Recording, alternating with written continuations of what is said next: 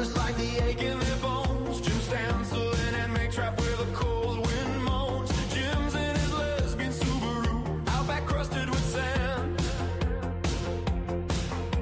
Live free or die, stickers, secrets clenched in his hand. Dance buzzed, head catches moonlight on his cap tilted low. Got some egos in a bottle, swipe from a bar down the road. The whole shack with salt street walls. Fire pits barely glowing, solo cups where the ash fall. Ant's voice is soft, too quiet, watching Jim by the flame. Eyes hold the truth, he won't speak, scared to give it a name. No escape from this coast, just the waves and the grind. White trash Riviera where they're losing their damn minds. Casamigos, me and two freak hoes, I hit them both like free throws, hiding what they know. Pour it down, let it flow. White trash Riviera where the truth don't show. Casamigos, me and two freak hoes, I hit them both like free throws, but nobody really knows.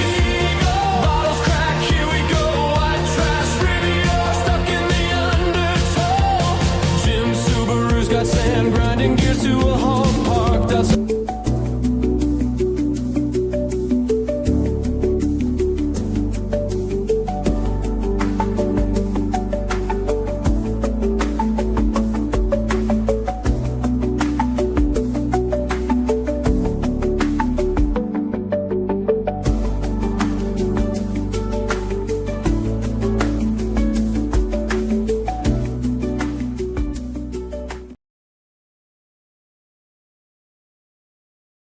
Oh, buddy, but it's always the same.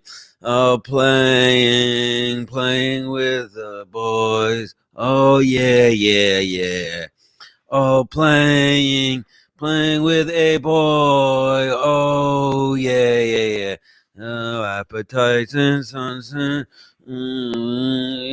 Boy, playing with the boys. Whatever. Who cares? Everything sucks. Everything and everyone you ever knew or existed or is yet to exist will eventually die, disappear. Even the planet itself eventually will be swallowed by the thing that gives us life, the sun.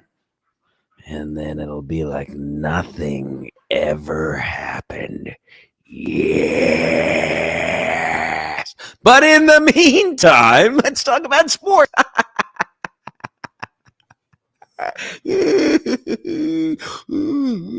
Oh, no. Oh, no.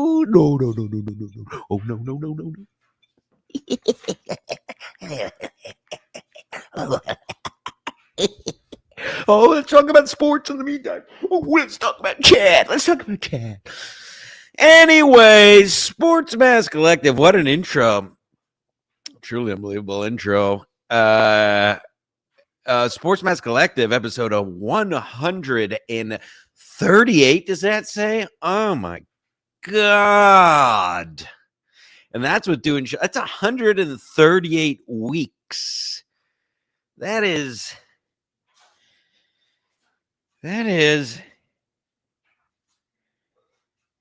a minute. That's not right. That is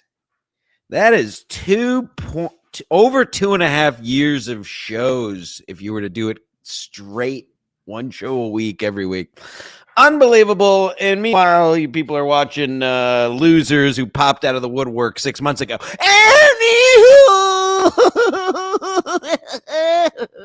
As you can tell, I'm doing very well today. I'm doing very well. Everyone else is gay. Alex Engelbert's a fat slob who doesn't understand how Twitter works. Mead's still doing a press tour with some whore squatting at his house.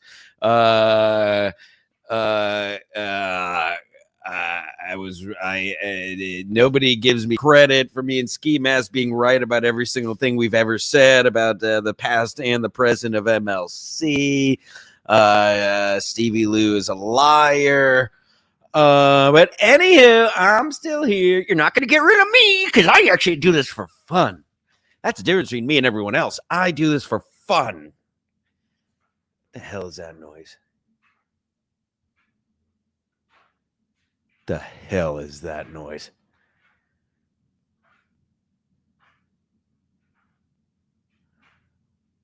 The hell is that noise? Oh, I know what it is. I know what. Oh, look. Oh, that's what it is. Oh my God. It's an older man, probably over the age of 60, on a motorcycle because he didn't have toys when he was a kid, so he has to make loud noises in people's neighborhoods on a motorcycle. Oh, that's what that noise was. Oh, you had a poor childhood and you have to buy toys and cars that make loud noises and to bother people. Oh, that's what that noise is, Peter. Oh, there you are, Peter. You ever seen Hook? Anywho, I haven't even started the show yet. Please send a lot of money. I do this on my own. Everyone else is all in cahoots. I got 9 people on the show to get viewers. You know, they're using my friend's misfortune for views. They're like Hughesy's doing. They're just make these other shows making blatant lies. I mean, Kevin's been talking about Pat Dixon for 5 years now or something. I don't know who even. I mean, I never gave a shit about Chad or Felicia or. I mean, those are actually real people. And then you have this whole other subterranean tier of losers that Kevin deals with now. And like I say, just middle school, elementary school level fucking slop drama scum. Fuck all that and fuck you. Everyone turn this show off. Turn the show off. I don't want anyone watching this show. I don't want anyone watching this show with a low IQ. This is a high IQ show. This is a performance piece. This is if you don't find this show entertaining, you're a fucking retard. I'll say it. Thank you, Shane Gillis, bringing that back. This is a sports show, and I have a lot to talk about. I have sport. There's some huge fat girl on the screen right now. I have ESPN in the background in case any breaking news comes across the wire. We have an extreme cold front coming through here in New England. Just in the last hour, the trees are moving. It's going to get down to I believe, the 14 degrees allegedly this evening. You got to send money. Oh,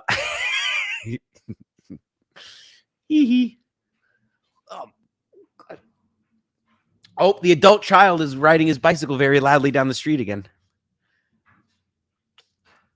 Please wrap it around a tree. Oh my God. Please let a dump truck pull out in front of him. Anywho, before we get to the sports, is anybody else amazed about how many people still don't understand how Twitter works? People like Alex Engelbert and many other people.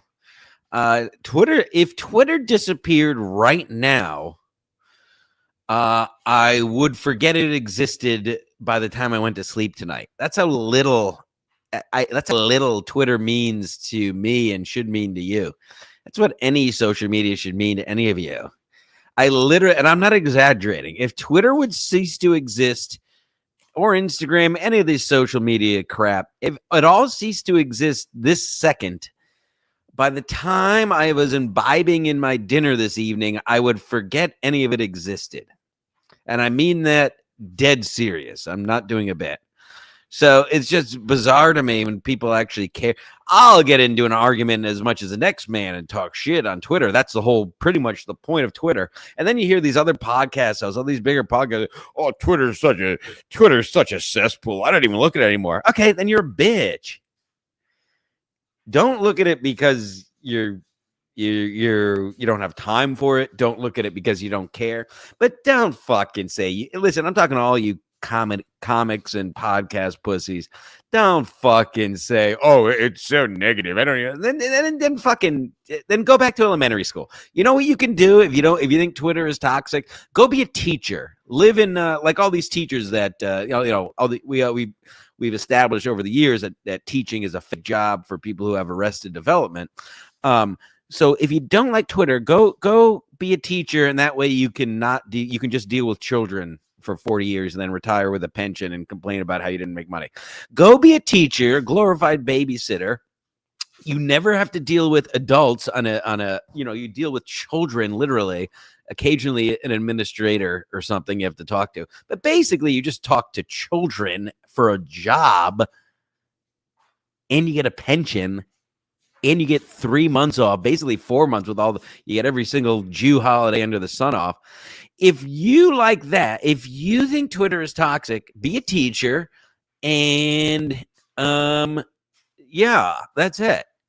But anyone over the age of 18 or so, even younger, obviously Twitter's toxic. That's the whole fun of it, you idiots. It's so toxic. It's so toxic. I don't even read the comments. Then you're a bitch. Real easy. It's not complicated, guys. It's not. Stop making it an abstract thing. If you I don't even read the comments. You're a bitch. You are a bitch. Quiet piggy. Shout out Alex. Listen, the funny thing with Alex Engelbert, and then I promise we'll get to sports. I promise this is a sports show. Anyone who is on Twitter saw Alex Engelbert.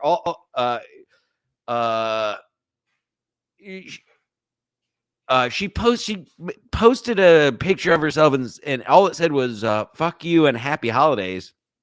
And all I said in passing, if you follow me on Twitter, I literally tweet and like everything. It doesn't because it's all fake. You understand? Now you're getting my philosophy. I comment on a ton of stuff. I'll like and repost stuff. Who cares? It's all fake. It's all fake. Nothing is real. Nothing is real. So just in passing, one of my billion comments a week, I just said, what did I say? I said like, sure and thanks. As in like, fuck you. Yes, you can fuck me. And thanks for wishing me happy holidays. And then she went into a whole thing about fuck you. I was like, who the fuck? I don't give a fuck about. I honestly really never had any issue with Alex Engelbert. And don't get me wrong, I'm not kissing up to her. To my point, I don't give a fuck.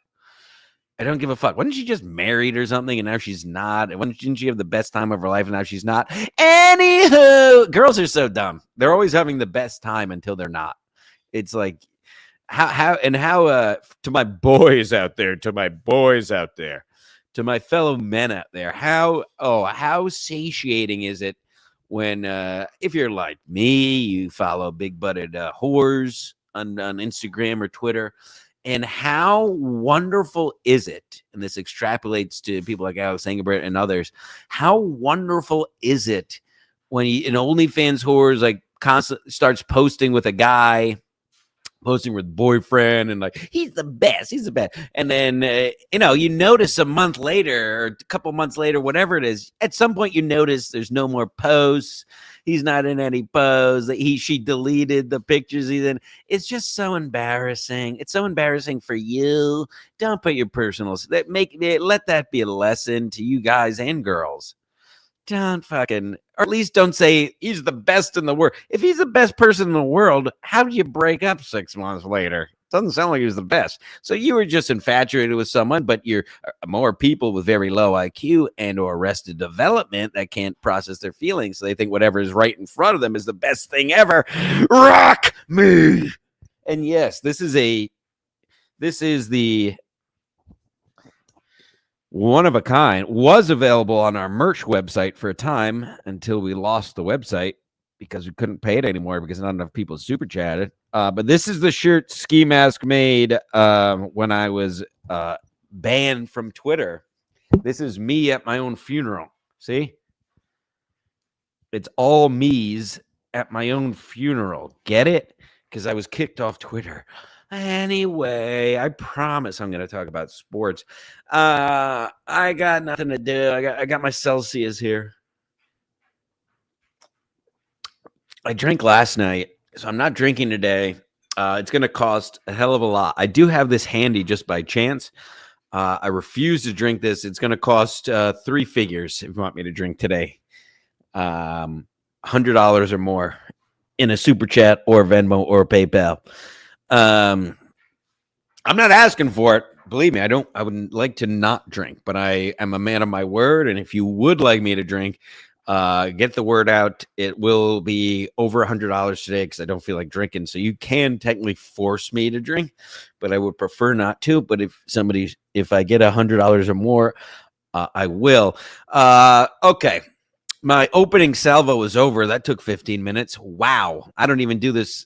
I don't even do this for a living. And I'm so much better at it than all these other people. Anyway, and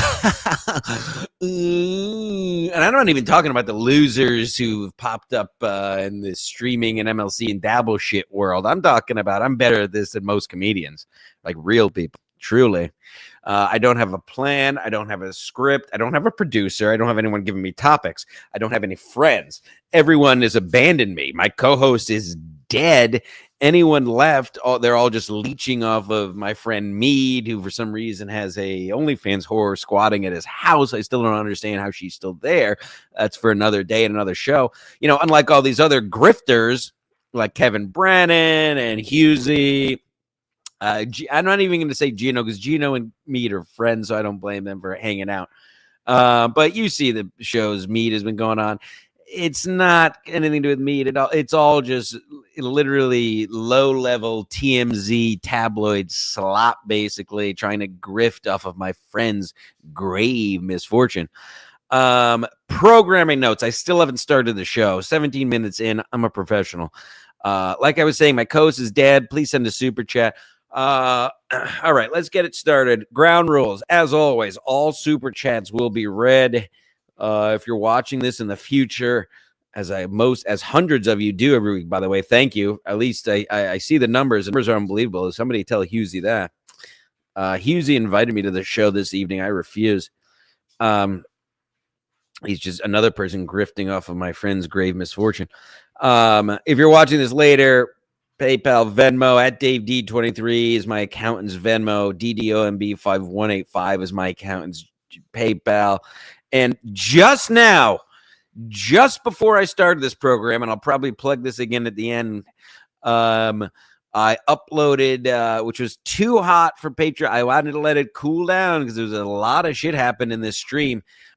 Up until just minutes ago, the stream with me and Hack Jokerson live from Grand Central was only for 10 inches or longer members on the YouTube. It is now for a mere measly $3 up on the Patreon for you fine folks. Almost 2 hours I did with MTA Canine Cop Hack Jokerson only now at patreon.com/skimassmedia. Now available. Like I said, I spread it around. I left it up for the members for about a month, and now it's only for the patrons. So there's a benefit to every level. I'm gay. Clip it. Hey, watch this. I forgot about this last week because I was so drunk. Watch this. This is going to be funny. I'm gay. I'm gay. Or in the South, I'm gay.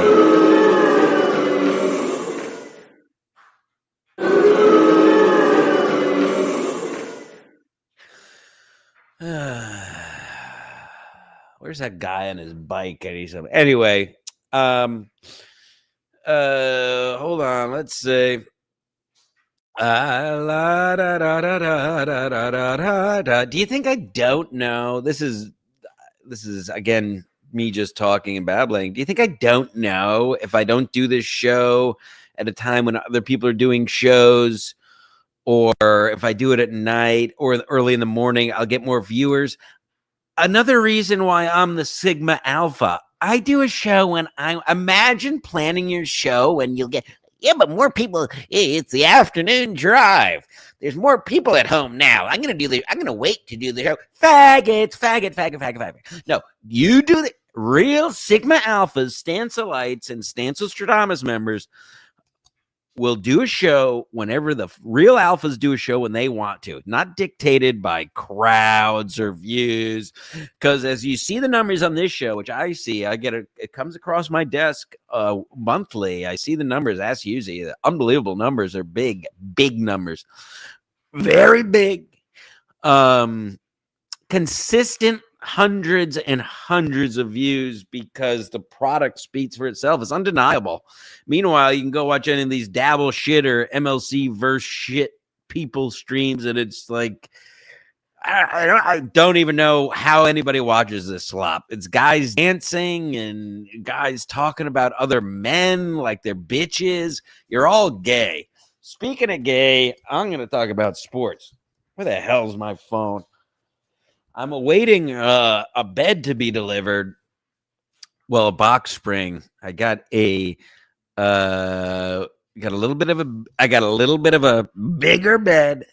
We'll just leave it at that, if you know what I mean.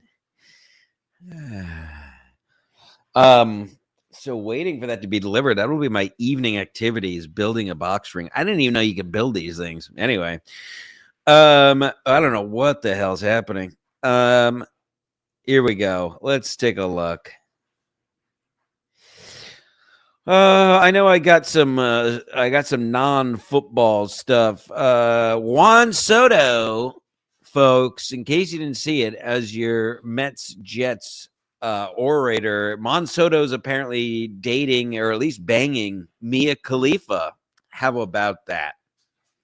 The Curry Cannons, the Hajib Hoochie herself, Mia Khalifa, getting dicked down by Juan Wide Nose Soto.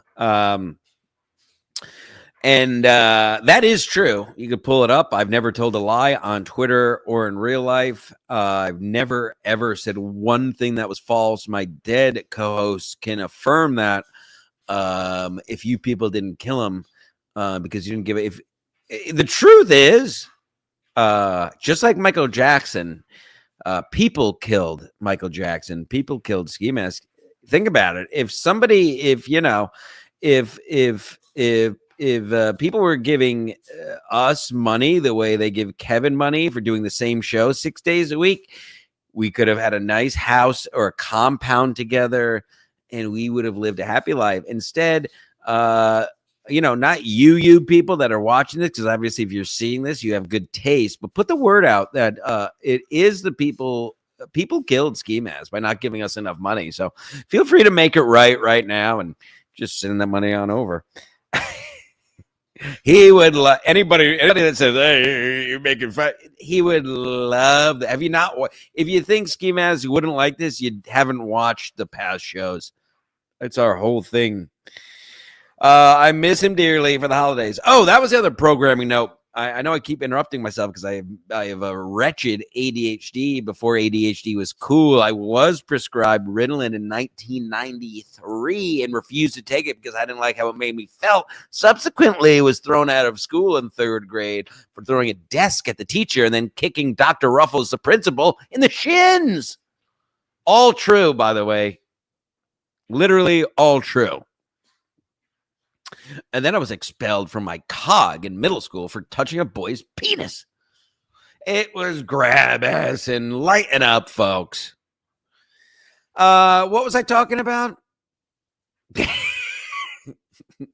I told you I'd do this for my own fun. I don't give a shit. I don't care if negative people watch this. I'm having a great time. It is although it's chilly, it's a beautiful fall, winter eve. What was I saying? Oh, this is the programming note I keep forgetting because of my ADHD. A week from today, I'm just putting this out here early so you can withdraw from your various bank accounts. A week from today, I will turn 40 years old, if you can believe it. I promise next week I'll wear a tank top, Steph and Tony and all my other beautiful girls. I came straight from the gym and wanted to knock this out before I build a bed. But a week from today, I turned 40 years old, in better shape than most 20 to 18-year-olds frankly, and I'm about to start fucking their girls. So save your money. If you're not going to feel free to get that money in today, folks. But a week from today, I turn 40. I expect to be able to purchase a house by the end of next week's 40-year birthday episode extravaganza. I didn't even bother sending anyone the link today because fuck everybody. Everyone stinks. Everyone is gay.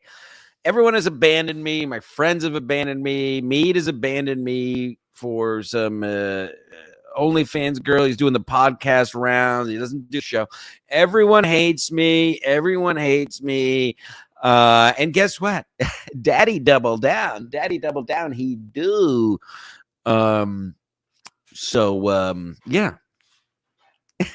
So see you in a week. Hey, no, I don't want to upgrade Adobe. I've never used Adobe. Every time I turn this computer on, you ask me if I want Adobe. I don't want fucking Adobe Acrobat.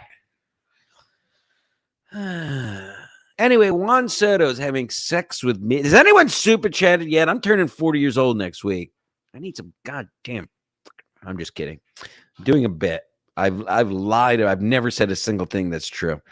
Juan Soto is having sex with Mia Khalifa, like I said, but that there's been more rumblings yet still about the Mets clubhouse. Obviously, if you watch the program, which really is the best sports show literally in the history of the universe, and certainly the best current one, not even close compared to what these other people do. These people have accomplished nothing in their fat loads trying to tell you about sports. We'll get to my heater I've been on in a minute, by the way, an absolute DraftKings heater.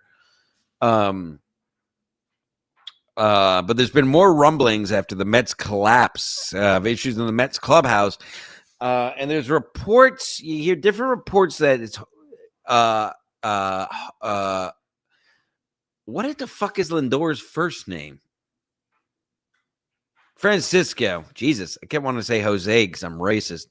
Apparently Francisco, well, not apparently, it's being reported Francisco Lindor was an issue in the clubhouse. I don't have it here because I don't have a producer or friends.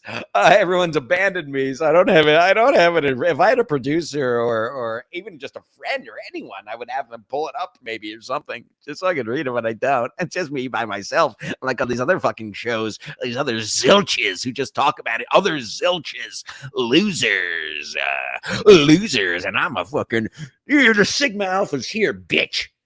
You get this Sigma Alpha once a week for an hour to an hour and a half, and then you got to go back to watching dabble shit MLC crap, fucking high school level drama. What the fuck was I talking? Most of the show was just me wondering what I'm talking about. Oh yes, Francisco Jose Lindor, being reported he was the issue in the clubhouse. Like getting on guys. I guess Soto made a comment towards the end of the year to someone that wasn't released till recently that he thought Marte was the captain of the Mets, the real captain of the Mets. Here, and he's like, he was guys were annoyed with him, like getting mad because Lindor was mad at other guys and he was dampening the mood in the clubhouse. Here's my take. And remember, I'm an all-American accomplished athlete. Okay, I've excelled. I'm a Babe Ruth all-star. Okay, I was the MVP. I was the MVP of 13-year-old fall ball. Okay, I was a 2007 Men's Club Lacrosse Association third team Division B defensive All-American. Okay. So I know what it takes to be great. I've also hit the game-winning shot multiple times in the Jewish Community Center's 4-on-4 basketball league. I was also literally carried off on my teammates' shoulders when I scored the winning run in the championship against Greenwich in 13-year-old fall ball in, I believe that was about 2001, I believe, right around there, maybe 2000. Forget if it was pre or post 9/11, frankly. And by the way, my Instagram feed is still mostly people jumping out of the World Trade Center, woman breastfeeding in huge honking asses. I can't open my phone in public. Anywho, my point is, as an accomplished athlete, Lindor is what I'm reading between the lines is Lindor is a competitor and an elite athlete. And it sounds like he's pushing these people like Soto, who don't take it too, who is very talented and skilled, but don't have that killer instinct. Look at LeBron, as I've said forever. Physical specimen on the, physically one of the best basketball players ever. But anyone like me, any athlete, anyone who even has a decent imagination about competitiveness can tell he just does not have that it. He does not have the killer instinct. Hashtag never Jordan. And that is what I get from Soto. That is what I get from other people on the Mets. And I think Lindor has that competitive edge. And I think if you ask me, yes, maybe it was Lindor that ruined the vibes in the clubhouse, but because he was trying to win. And these losers probably wanted to play bachata after losing again in September as they're falling away. And they're probably doing a rumba or whatever fucking tuba music these people listen to. And Lindor's in there trying to get everybody pissed off, doesn't want to see people celebrating. And these, they're doing the salsa or they're playing that trumpet song. By the way, couldn't care less if Edwin Diaz comes back. Just like Juan Soto with his unbelievable numbers, except when it counts. Same thing for Diaz. Get lost. So anyway, I saw that report and reading between the lines, it certainly sounds like the other people in the clubhouse are mostly losers, like Soto and the rest. It sounds like Lindor was just trying to push people and was pissed off with the way things are going, the 2-month collapse that the season ended with. And these losers couldn't take being competitive, and here's the thing, I've worked with, and it's not just you people may have experienced this. It's not just in sports. You work with these people when you ask them to do the right thing, when you want them to do a little bit more, when everybody's pulling on the rope, you get the people like, oh, fuck that. I'm not doing that. It's just a loser mentality from sports to personal to whatever. When nobody wants to be these, especially younger people, they don't want to be accountable.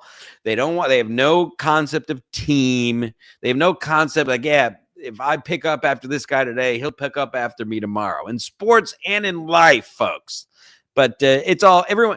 And I think it all comes back to this, which is an even bigger issue. And by the way, sports, this is sports. I have to say that for the algorithm. This is technically a sports show. Hold on. I have to drink more Celsius.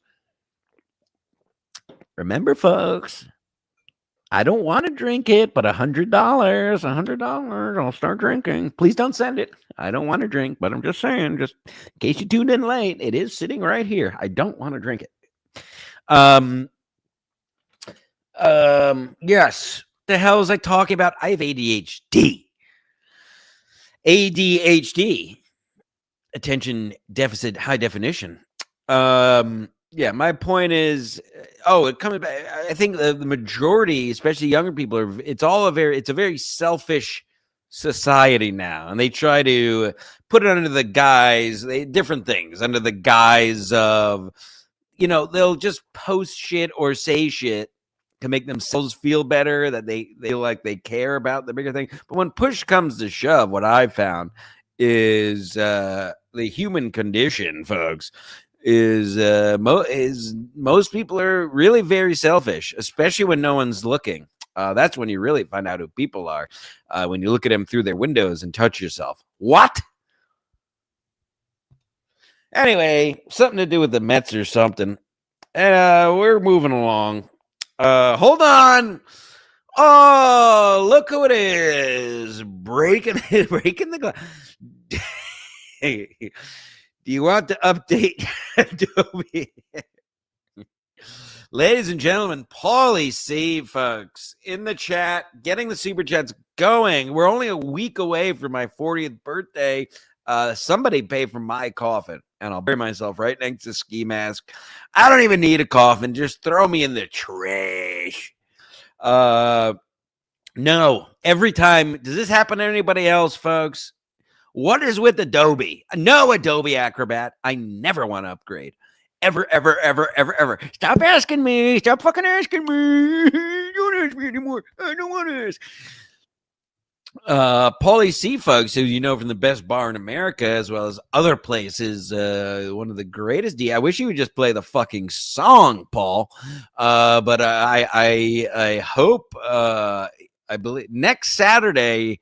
My birthday's a week from today, but next Saturday, folks, if you're in the tri-state area, or if you just want to jump on a plane and get my autograph, I'll sign this. If somebody takes a plane to my, I have ADHD. Let me say this first. Next Saturday evening, December 13th, the best bar in America, 85 Woodside Street, Casey's Bar and Tavern, permittee, Seamus Costigan, permittee. Next Saturday night, come on down, party with the likes of Mead. Hope not bringing that whore. Julio, Tommy Seven Names, White Julio will be there. Orty, I think Dr. Matt might come down. If anybody wants to come, all are invited. I'm a real person, unlike all these other losers. Ask anybody who's met or partied with me. What you see is what you get. Unless I'm in a bad mood, you could ask Ski Mask about that. Well, if you watch a show long enough, you've seen it. Anyway, my point with all that is, I hope Paulie C is DJing so I could play Casamigos. We're gonna play a little bit of this next week, Paulie. Beware the deck starting to rot. It's flicking cigarette butts, breath catching in his chest. Anyway, yes, if you come and mention Sports Mask episode 138 and you're not Paulie C, I'll sign this and send it to you. How about that? Real world repercussions. Still waiting. Has anyone Venmo'd me $100,000 so I can purchase a condo yet? Let me just check. You never know. No. 24 cents. 24 cents. 24 cents in my Venmo account. There you go. That's the real state of affairs, folks. So if you want to change that, you too can support just for a mere $3 a month on patreon.com Ski Mask Media. You too can support a young boy. If you didn't tune into the top, I'll plug it again. I'm going to plug on the Patreon now. Just right before I started this wonderful show. Me and Hack Jokerson live from Grand Central only on patreon.com. Almost 2 hours of me doing Man on the Street and Hack Jokerson, retired cop, talking shit, telling me to do stuff and not do stuff only on the Patreon. Thank you, Paul. Put it in the poor people chat. Will you be there next week? No, I don't want to upgrade to Adobe. Hold on. Now they're pouring in, folks. We can't be stopped now. Suck my dick, Kevin Brandon. Look at these fucking, I got people too. And these are real people. This is where the Sigma Alphas athletes come to witness greatness. Stanselites Unite. Kafka gets it. You see? Now, is that Kafka like the author Kafka of The Beetle? Who is that? You know what I'm talking about. Anyone with a high IQ knows what I'm talking about. The guy who turns into a beetle. Wasn't that Kafka? I'm an English major. Kafka on the board. Stanselites Unite. Beautiful. Thank you. Some people have taste out there, you see? Suck my dick, Kevin. If these were... I'm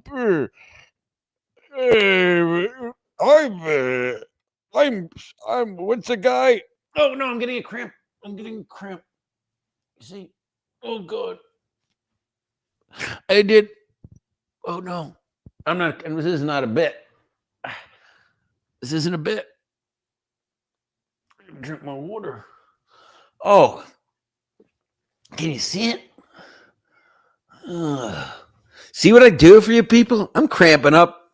I mean, I'm such an athlete that I cramp up when I talk. I did do a half hour on the Peloton, followed by 40 minutes on the elliptical today, and that's a light day. That's what I call a light day. Thanks, Kafka. Stance Lights Unite. Absolutely. And just as a reminder, you are tuned into the Socrates of sport, the Aristotle of athletics, the Nostradamus of national pastime, Jim fucking Stancil. No producer. Co-host is dead. No friends. All the podcasts that I promoted in the past have abandoned me, specifically MLC and others. Husey only invited me on tonight because he's having meat on. Levy doesn't call. Surely, I mean, nobody calls. All abandoned. They just use me and Ski Mask when they needed me. Well, guess what, you cocksuckers? I ain't going no fucking where. I'm gonna stay here and keep telling the truth that you're all mostly hacks. Sports. This is a sports show. Please send more super chats. I have 24 cents in my Venmo, as you saw. Do I have any money in my PayPal account? No. Still 24 cents.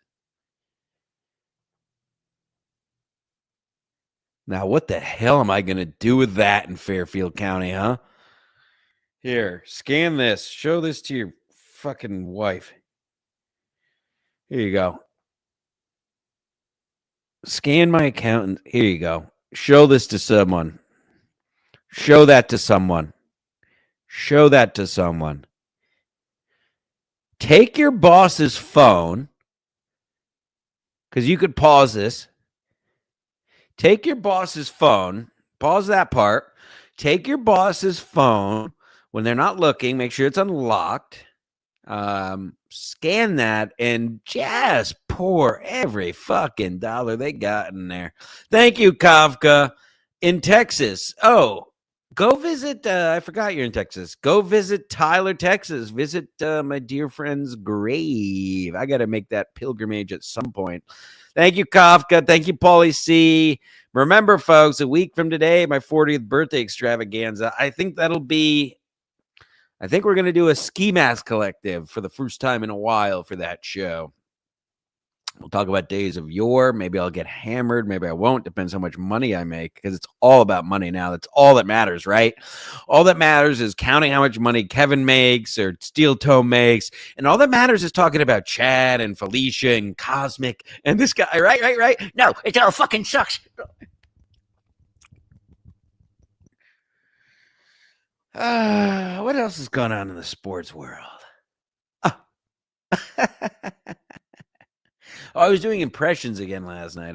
We all know my Jay Leno. I'm going to talk about sports. Hey, that's a nice car. There's a guy riding a loud motorcycle by my house before because he didn't have a good childhood. When you don't have a good childhood, you buy a loud motorcycle and you ride around people's neighborhoods. I'm Jay Leno. And then, of course, who was I doing last night? Oh, John Taffer. And I'm John Taffer. And you're going to fix his bar up, right? You're an idiot. Double butt funnel. Anyway, I don't know what I'm talking about. I do have a terrible, terrible mental affliction. Yes, Kafka, the Metamorphosis. Thank you. English major confirmed. Yes, the Metamorphosis. Oh, God. Anyway, yes. Now, you know my feelings on college football if you watch this fine established program. But I did want to comment on this Lane. So if you don't know, Lane Kiffin, head coach of Ole Miss, left for LSU this week. And I don't really care much about that specifically, but I think I talk about this every year. Maybe I've missed a year or two. We've been doing this 5 years now, Jesus. But another reason, this is just yet another notch in my correct belt of how much college football sucks. What I never have, and I guess I never will, understand how they let coaches go before the team's biggest game of the year, their bowl game. You get what I'm saying? That's like, imagine a team won the conference championship and they change coaches for the Super Bowl.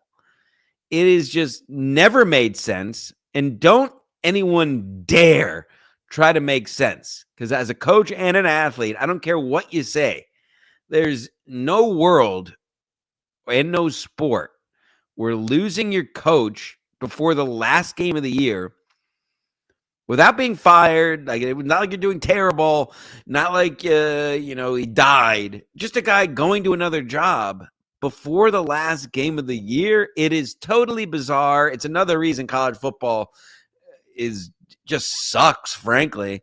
And then on another level, this is the monster that college football has made. And by the way, this whole NIL, these players and coaches getting paid, will sooner than later, by the way, mark my words, Stancil Stradamus, this is going, college sports is going to collapse. I would say probably in the next 5 years, definitely 10 years.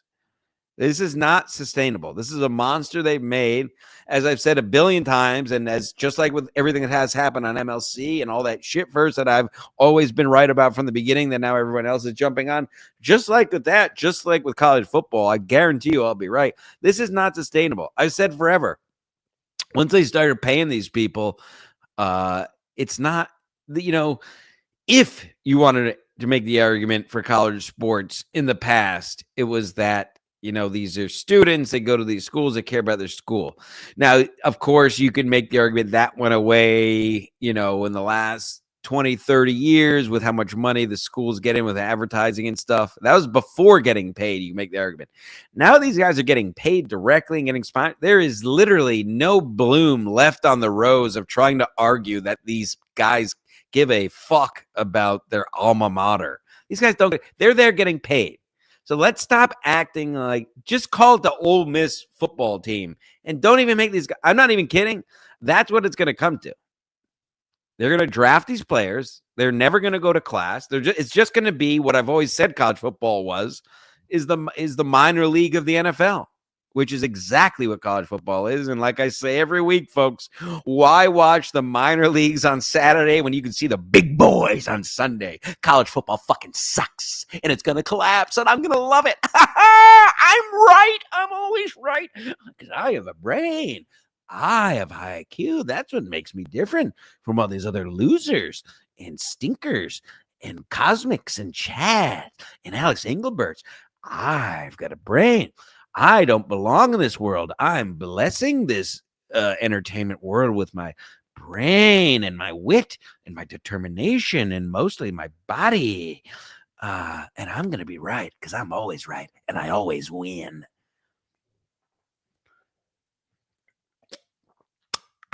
Just waiting on my box spring. So yeah, just another notch in college football, sucking and fucking. Never will understand the coaches leaving before the bowl games. Makes literally zero sense. Did I see Steve? Lane Kibbin. Oh, Steve's watching. What a show. I have wit. I have determination.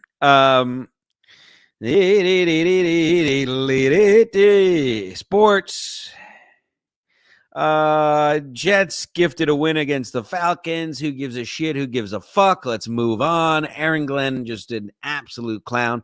The thing is, it's as I've said a billion times, I grew up watching Aaron Glenn. I always liked him as a player, hard-nosed player. And it's unfortunate because if he was a good coach, I'd really like him. He's a character. But the problem is when you lose, being a character gets old real fucking quick. So listen, it's his first year. The team fucking stinks for the billionth time, folks. I know, but I'm going to say it again for the billionth time. Should have never gotten rid of Aaron Rodgers. And definitely shouldn't have brought in Justin Fields. I mean, clearly, which I've told you all year, Stancil Stradamus again, Tyrod Taylor is a better NFL quarterback. And you let the fetal alcohol syndrome, frog-looking ass nigga, Justin Fields, quarterback. And, I mean, he better not. He can't. He's got to be the backup. Tyrod Taylor has proven that he's the better quarterback, which I knew. I thought we all knew. Apparently, once again, my high IQ, my big brain, my All-American brain, you see, allowed me to the foresight, the absolute foresight to just see right. See, it's a blessing and a curse, folks. It's a blessing and a curse. I see right through that thing. I see right through that fucking thing. I see right through everything. I see through people. I see through sports.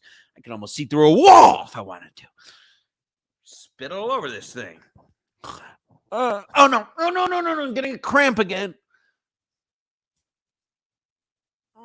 Do you guys get cramps like that? This is not a bit. I get cramps in the muscles. I guess my jaw, just because of my jaw. Just because my jaw is probably so strong, I get cramps in here. Certainly not from being dehydrated from alcohol consumption last night. No. I did 30 minutes on the Peloton. I did 45 minutes on the bike. 30, 45. Now that's an hour and 15 minutes of cardio. And I still haven't eaten anything. And I am on my second Celsius. Yes. Yay!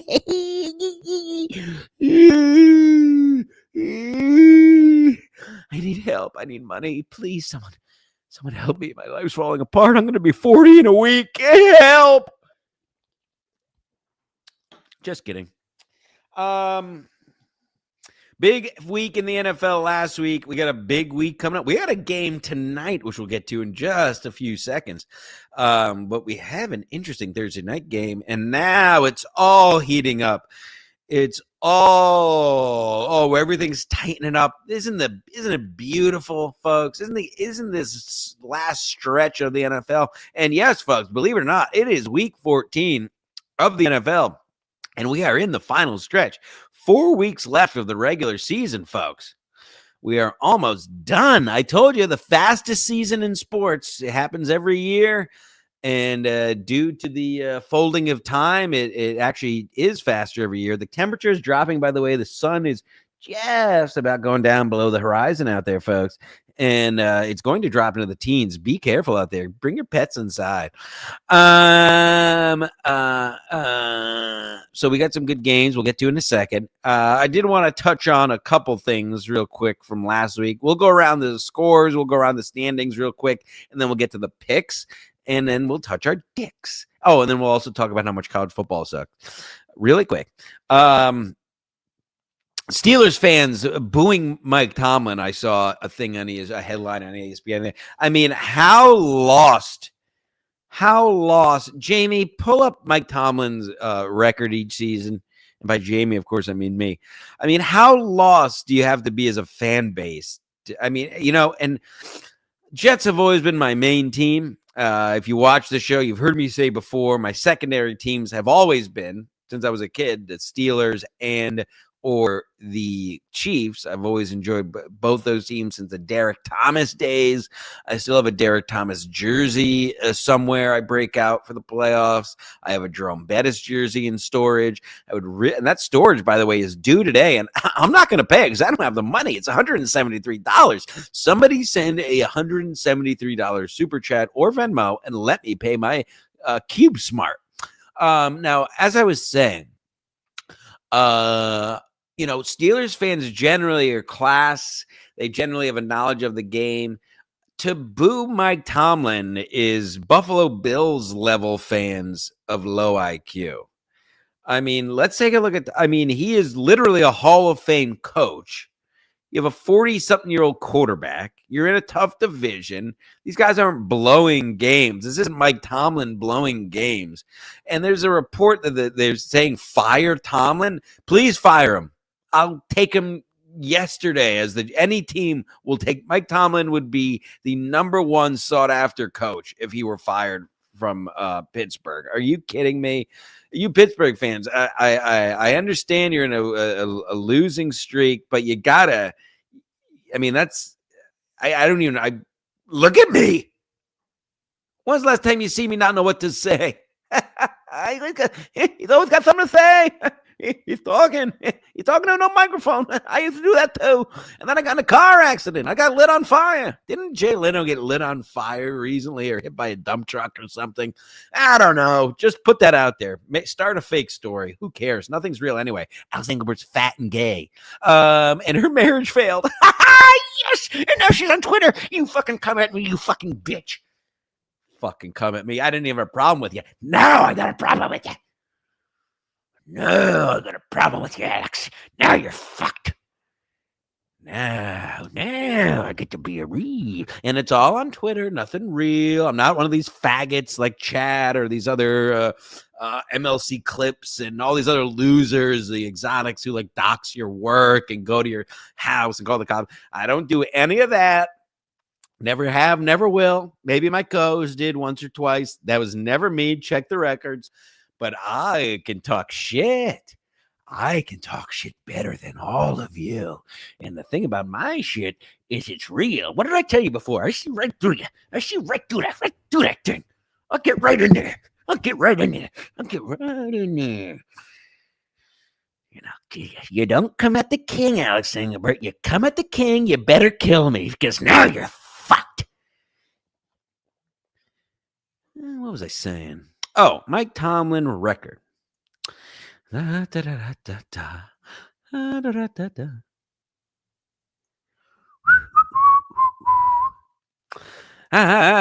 I have some kind of bipolar disorder. Let's see. Okay, he has. Show it to me regular. He started in 2007. Yeah. He's been the Pittsburgh coach since 2007. Let me just go to this before I speak, because I'm pretty sure I'm going to be right. Yep. I'm right. He's been the Pittsburgh coach since 2007. That's almost 2 decades. What's that, 18 years? Listen to me now. He's been the Pittsburgh coach for 18 years, since 2007. Mike Tomlin has never had a losing season. Say that again. Mike Tomlin has been the Pittsburgh Steelers football team in the National Football League of America for 18 years and has never had a losing record. He had a couple 8-8s, and that was it.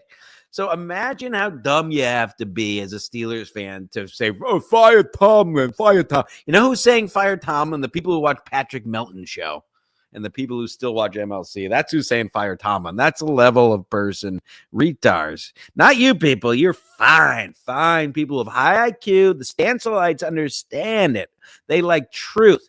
They like truth and podcasting. And I'm Bill Clinton and I'm Bob Dole. And you go like this. How come all presidents do this? And that's Obama did it too. And that's just what we need to do. And well, my wife, my daughter, and I like to smoke weed. That's good. Good job. And kill a bunch of people in the Middle East with drones, and that's good. Anyway, what are we talking about? I need more super chats, please. Thanks.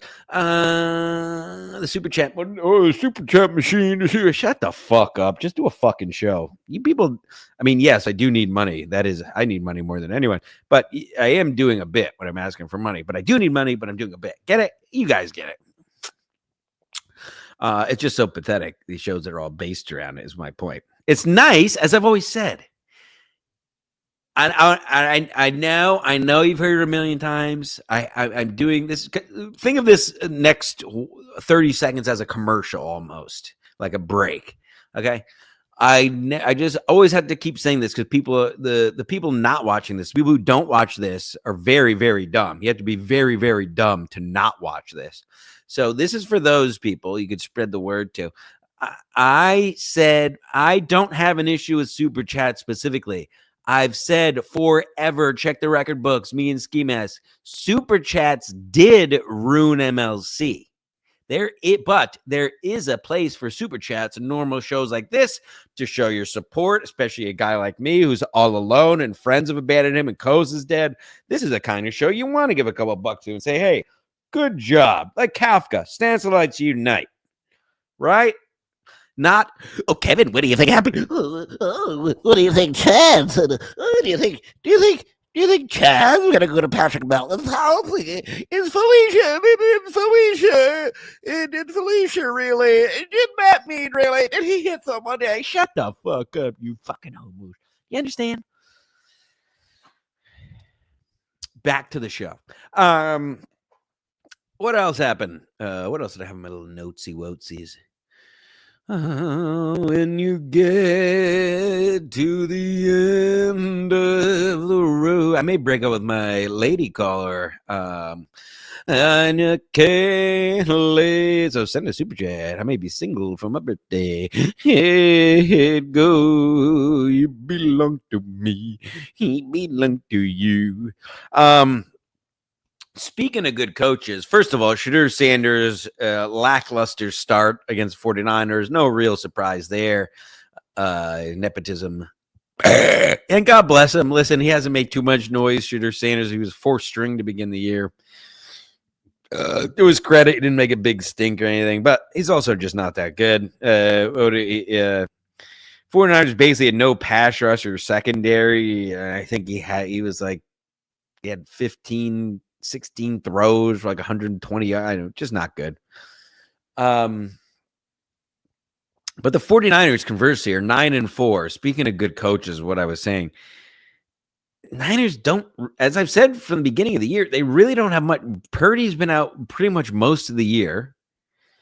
They have multiple injuries on defense. They don't have much of a pass rush. They don't have Ayuk has been out. Not that he's a world beater, but they're 9-4. The 49ers are 9-4, 5 games above 500 in the National Football League, and that is a perfect example of what a coach can do. Now, everyone, listen to this.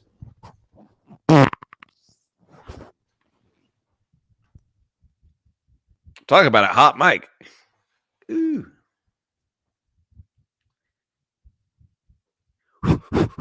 Now that's podcasting. And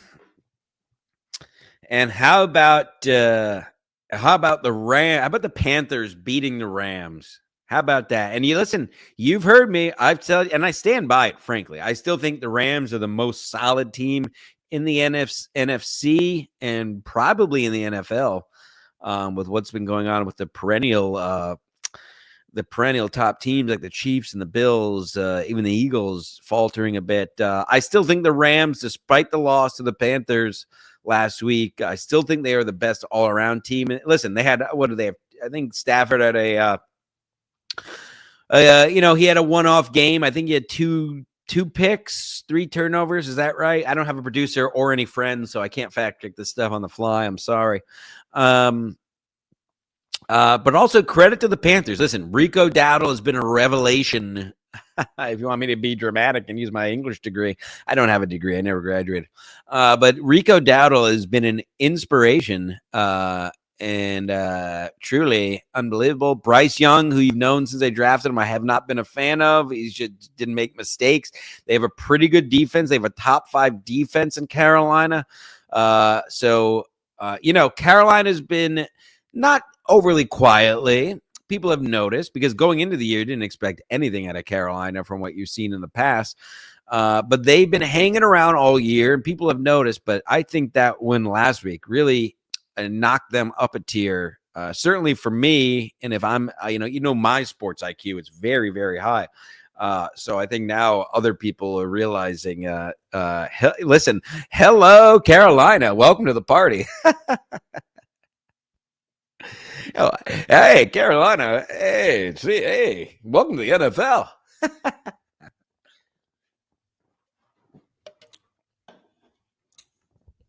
Do you think, what did Shuley say instead of, did Felicia and Cosmic, Shut the fuck up, homo. I'm talking sports here. We don't do that faggot ass bullshit here. We don't talk about other grown adults. You fucking pussy. Credit to Kevin. At least he got arrested or something yesterday. That was the most entertaining thing he's done in months. Anywho, oh, I have a quick programming note. I have to say, for you fine patrons, that's one of the reasons I gifted you the 2 hours of me and Hack Jokerson live in Grand Central just now before we started. So go check that out. But I did, by the way, I think about 8 of you watched live, which is pretty cool on the Patreon. I did the Patreon live a week and a half ago. I just assumed I did Soccer Ball Stories episode 2 with some behind the beaded curtain things from the Soccer Ball Comedy Club. That's too hot for the air. As I told you, I did that on the Patreon, and I thought it would just naturally save and post, and I guess I didn't click something. So if you watched it live, you saw a one of a kind. If you heard me mention that and then like, where the fuck is it? I did do that show, but I guess you have to click something to save it or make it as a post afterwards. So take that for what you will. Maybe try to watch live in the future and or just know I wasn't lying. I did do Soccer Ball Stories episode 2, and it didn't save the Patreon. So enjoy the Hack Jokerson and myself 2-hour tour de force in Grand Central from a couple of weeks ago. Now, what the hell was I talking about? Oh, let's take a look at some other scores for last week, and then we'll take a look at college football scores and see how bad that was. And then we will get to the picks and tug on our dicks, and we'll call it a day. And I'm awaiting my box spring. I'm awaiting my bed. When I open, before we do the picks too, I'll tell you about my heater quickly, because I'm just putting it right back in. Just go right back, because I see right through this bitch. I see right through that stuff. You know, I have foresight. I see right through these spreads and over-unders. I see right through that. Right through there. Everything's fine.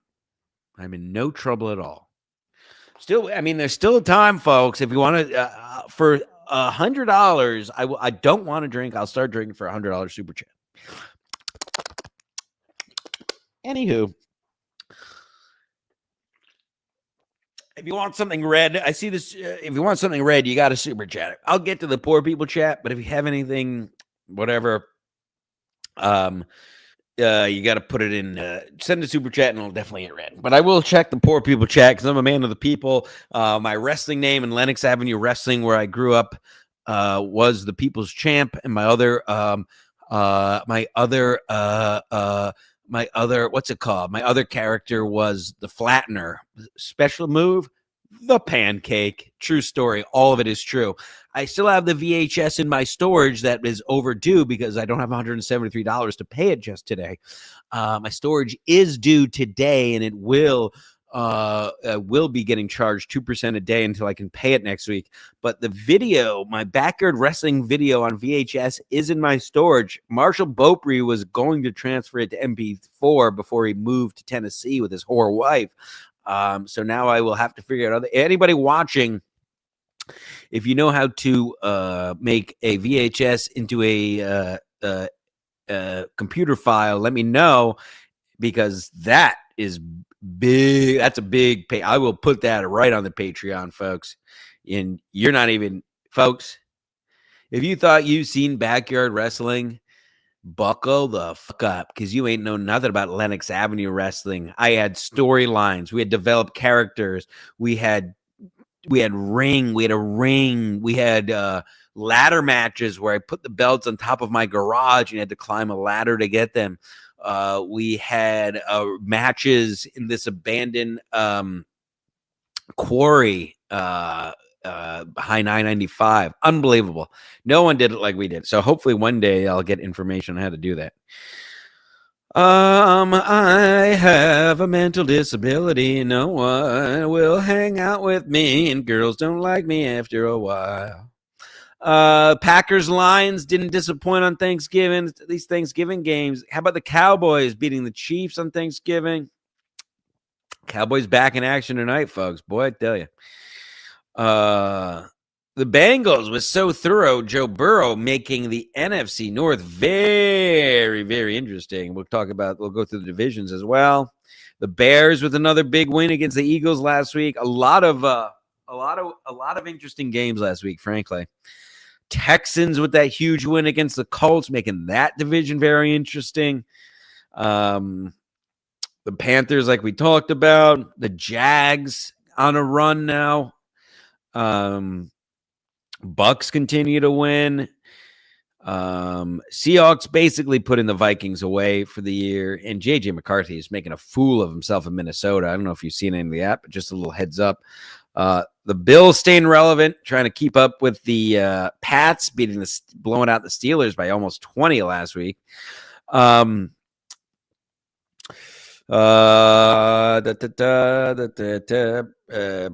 had to win in overtime, but they won. And Patriots, of course, blowing the doors off of the Giants. No surprise there, folks. Let's take a look at the standing, shall we?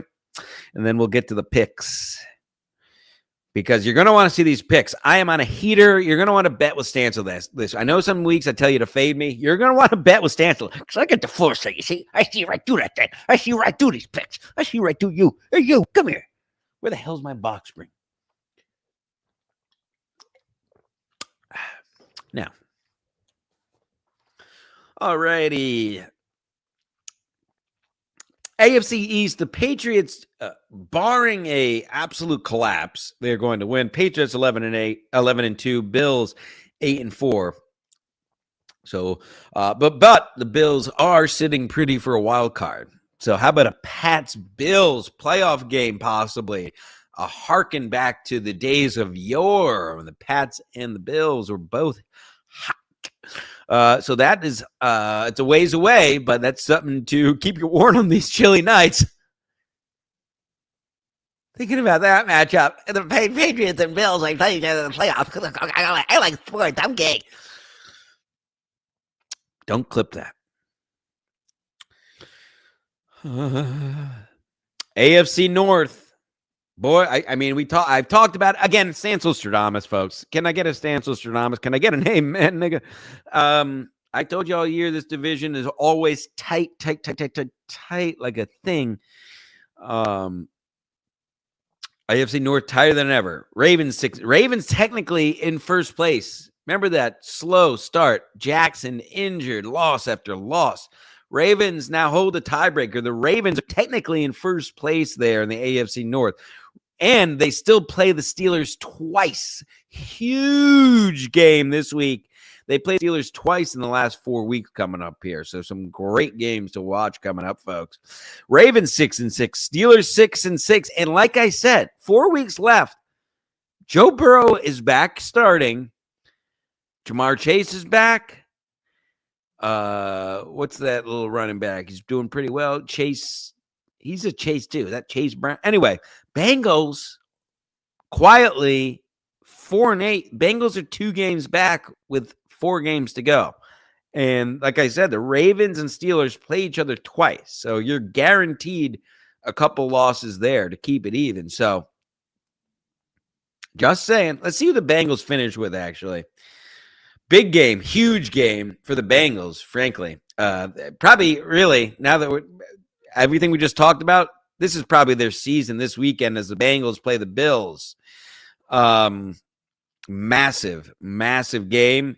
If they win that would put them at 5 wins, depending what the Ravens and Steelers do. One of them will still have 6 wins.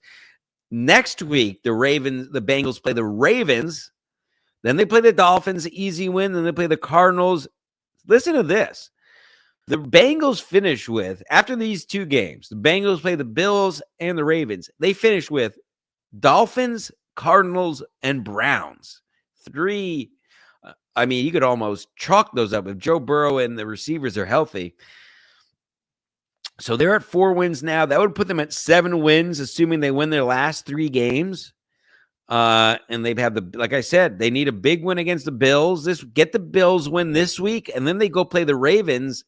Hypothetically, if that could give them 6 wins probably one game back in that division with the Bengals and the Steelers or the Ravens will have 6 wins next week. Still have 6 wins. One will have 7 wins, one will have 6. So they play each other. And then the Bengals play the Ravens next week. So Bengals, it all starts with this game against the Bills this week, Sunday at 1:00. Bengals get that win, and the AFC North gets all the more interesting, folks. And this is why you watch this show and not Goyim slop. I don't know why I said Goyim, but it is true. Okay, back to the standings. Sorry, I get carried away sometimes. I just get carried away sometimes. AFC South, same thing. Told you.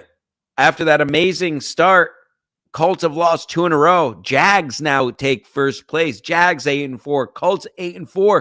And same thing here, almost identical to the Bengals. The Texans 7 wins, 1 game back of first place. All of a sudden, CJ Stroud is back. AFC West, a very sexy division, if not as close as the other ones. Broncos 10-2. Chargers 8-4. Chiefs hanging around at 6-6. And boy, listen, you're starting to think maybe it's just not the Chiefs' year. Kelsey's getting old, maybe. The offense looks a little stale, which is surprising for Andy Reid. But, again, we're at week 14 at this point. You're starting to wonder. You were wondering about the Bills same thing about the Bills for a bit. They've turned it on in recent weeks. Starting to wonder the same for the Chiefs, if it's just one of those years. That said, if the Chiefs can find themselves in the playoffs, which honestly, let's see. I think they're on the out. I mean, yeah, they're on the outside looking in right now. It's looking like you're going to need at least 10 wins to get in the playoffs. They have 6 wins, so they don't have to run the gamut here, because right now that we have 3 teams with 8 wins. And the Chiefs are 2 behind in that wild card with 6. So Chiefs almost need to win out to make the playoffs. Can you believe that the Chiefs don't even make the playoffs? Who would have thought? Anyway, I'm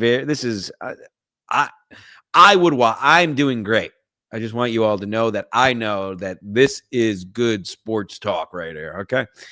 NFC East again, almost quietly, and with a huge game tonight. The Cowboys with 6 wins, the Eagles with this losing streak at 8 wins. Cowboys are 2 games back with 4 to go. The Philadelphia Eagles, folks, be careful out there. NFC East, we did. NFC North, the Bears, unbelievable. In a fun division. Minnesota got put to bed last week. But we have the Bears at 9-3, the Packers at 8-3, and the Lions at 7-5 there in the NFC North. So totally up for grabs there. Lions, honestly, 7 wins, 4 games left. They might find themselves on the outside looking in as well. NFC South, it's a 2-team race. The Bucks 7-5, the Panthers 7-6. So hashtag stay tuned. In the NFC West, maybe the sexiest of all. I love that AFC North. I'm an AFC guy. I love the hard-nosed football of the AFC North. I think that's going to be the most interesting division coming down the stretch with the teams playing each other. Definitely between the Ravens and Steelers, if not the Bengals. If the Bengals can take care of business this week against the Bills, makes it all that more interesting. But the NFC West guys, Rams 9-3, who I stand by, I think is the class of the NFL pound for pound. Rams 9-3, Seahawks 9-3, and the 49ers quietly 9-4 with smoke and mirrors and great coaching. Told you, that's what great coaching gets you, is a team like the 49ers to 9-4. Please send more super chats. So there you go. There's your divisions, folks. Hold on. I got a text here.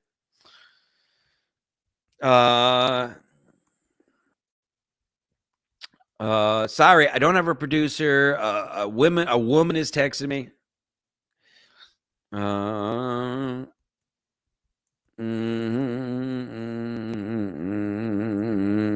You got to secure that pussy. And I mean, yo,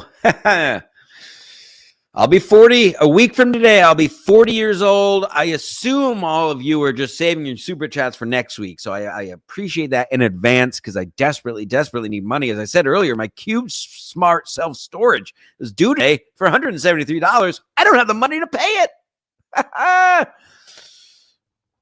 So thank you in advance for everyone who's saving their super chats from this show. I know this is one of the great Sports Mass shows I've ever done. No friends, no producers, dead co-host, all by myself, and still top tier enter-fucking-tainment. It's going to go on an hour and a half. Thank you, everyone. Thank you, God. Thank you, Jesus. As my dad would say when he didn't want to go to church on Sunday mornings, he would scream at my mother, "Fuck God." That's a true story. And he went to Catholic school, he went to Sacred Heart University. But yes, I remember that. I have ADHD, sports. I remember my father, who we all know, anyone my age, you never wanted to go to church. Your Italian mother dragged you, my Italian mom and my Polish dad.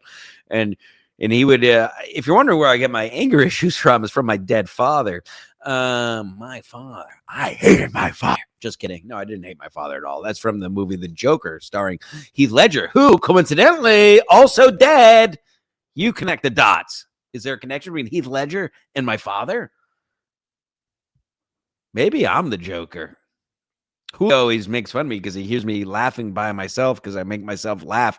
And even when people aren't around, I just say things and make myself laugh. What was I singing the other day? I don't know. I just scream shit in my car. Oh, I bashed my car's fans in with my fist because I was so angry about something the other day. Hold on. I never even finished responding to my texts. And then I'll get back to my father domestically abusing my mother. Hold on. About church.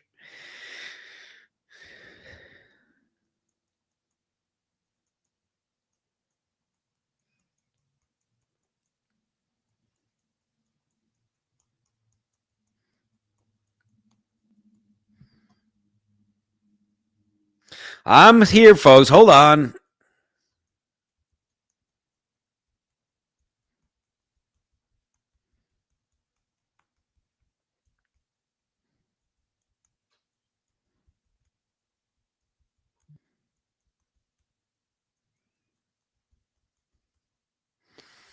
Maybe put your legs over your head.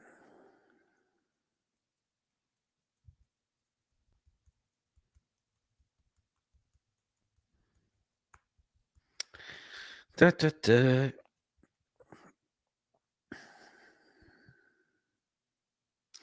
All right.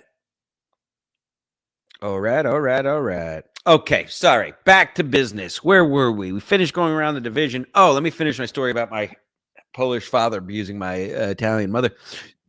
Tells all this time. No, I'm just kidding. Well, I'm kind of kidding. My father also chased me around with a knife. I was a terrible youth. I deserved it. He once chased me around with a knife and pretended he was going to stab me. Anywho, feel free to send a super chat. No, it's really a pretty straightforward story. It was a classic late 90s, early 2000s. My mother would still try to force us to go to church with her on the Sundays. But my dad would get mad. My dad was was a man's man, first generation son of immigrants. And, on Sundays we had a yard. I don't have a yard anymore. I used to have a yard. I had a yard when I had a fiance, but then that all went to shit. And I moved into my mother's garage and I had to start from scratch. I don't get enough super chats. Have I told you I do this to make myself laugh, folks? No. So on Sunday mornings, when he just wanted to do yard work or go work on the boat or what have you, he would be upstairs, and my mom would do her shrill, Pete, we're gonna be late. And he would go, oh, I don't give a fuck. Fuck God. Fuck God. That was his big thing. And then he would say, I'll meet you there. And then, but he would always go in the end. That's the thing. Anyway, I'm not traumatized at all. And everything worked out fine. I'm doing fine. I'm doing fine. I'm doing fine. I'm doing fine. I'm going to be 40 in a week. My friends are dead. My friend's living with a whore. My co-host is dead. My friend's doing a podcast tour because it's all slop. Everybody likes slop. Everybody likes high school drama slop. Did Chad say? What did Felicia say to Pat? What did Pat say to Cosmic? Did Merce say something? Shut the fuck up, pussies. Now, it's almost time, folks. It's almost time. Not time yet, but it's almost time. And I'll get to the poor people chat. If you want to put something in the... If you have a sports query for us, an All-American, I know you don't get to talk to them too often with all the losers out there.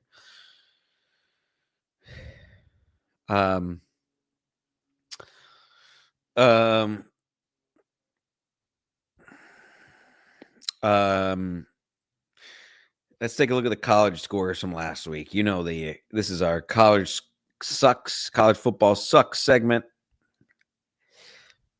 And then we'll get to the picks. Now, as always, I don't look at these in advance. I barely watch these games when they're on. Here are, and this just proves my point of college football sucks. And again, I'm just making sure I'm on last week. Okay. These are college scores just from last week. I have a headache from yelling. Ole Miss 38, Mississippi State 19. We covered the Lane Kiffin thing at the top of the show. If you tuned in late, and how dumb college football is, where teams will leave between the end of the season and their bowl game. The coaches will leave. Doesn't make any sense. Ole Miss 38, Mississippi State 19, Iowa 40, Nebraska 16. College football sucks. North Texas 52, Temple 25. College football sucks. Here's a fun game. Indiana 56, Purdue 3. Oh yeah, there's a point in that game. There was a point to playing that game. Ohio State 27, Michigan 9, and those are ranked teams. Miami 38, Pittsburgh 7. Terrible. Oh, here's a fun game. Texas Tech 49, West Virginia 0. Oh, that makes sense. BYU 41, UCF 21. And I'm not even reading the ones that are like 10, 15. I'm just reading the blowouts. Vanderbilt 45, Tennessee 24, James Madison 59, Coastal Carolina 10. College football sucks. I don't want to hear it. I don't want to hear anything about it. College football stinks. It's the minor leagues. College basketball, good. College lacrosse, better than the pros. College football fucking sucks. Why watch the minor leagues on Saturday when you got the real deal on Sunday? Better gameplay, better defense, better players, Papa John's. I'm not even done yet. Virginia 27, Virginia Tech 7, USC 29, UCLA 10. Oh, this is good. Tulane 27, Charlotte 0. Oh, college football's fun. Notre Dame 49, Stanford 20. Isn't that fun, folks? God. And again, I talked about it literally earlier this show. Now that they're getting paid any kind of, but they like their school, that's always been out the window since, off the record sponsorships and guys getting Bentleys and shit. Now that they're literally directly paid and have sponsors, these athletes, you can't have, sorry, college football fans, you don't get that argument anymore.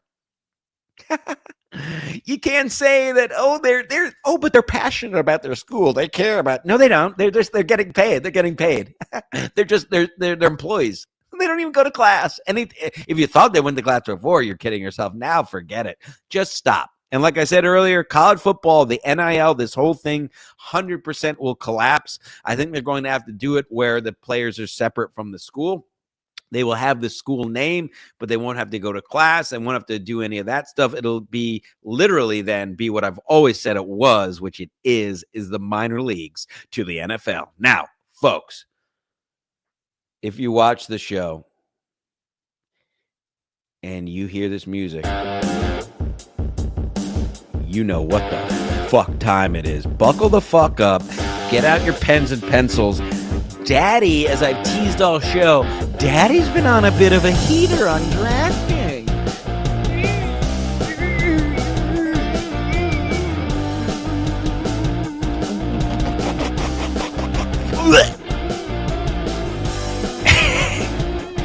right through that. You know why? Because I just see right through these pics. I see right through that thing. Doing fine. Send a super chat. On an absolute heater. Let me log into my DraftKings so I can tell you the tale. Let the music just fucking take over, man. Oh, yeah. Julio showed me a quick aside. Have you guys ever seen, Julio played it, or we tried to talk about it. It's hard to go look at, Joe Rogan loves AI music. Joe Rogan's by the way, I think I mentioned this, but Joe Rogan is a fucking loser now, by the way. Have you noticed they don't do protect their parks anymore? He doesn't drink. He goes to church. He's so fucking gay. You know, unlike a lot of these political people, I don't just stick to one thing and this is the best pick. This is the best. I'm Republican. I'm Democrat. I'm independent. I'm libertarian. Now, I'm a self-sovereign. Joe Rogan was cool. Now he isn't. Trump was great. Now he's okay. Trying to think of a Democrat. AOC is hot. Marjorie Taylor Greene's a retard. My point is, don't. The idea that you have to be in some camp or there's party line, it's all aged fucking nonsense. Do whatever you think is good. And if you change your opinion,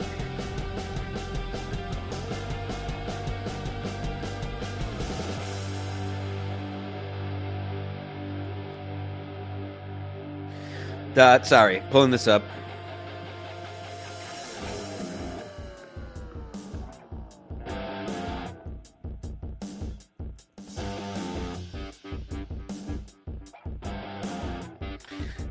I know. Okay, again, I don't have a producer. My co-host is dead. My friends are all...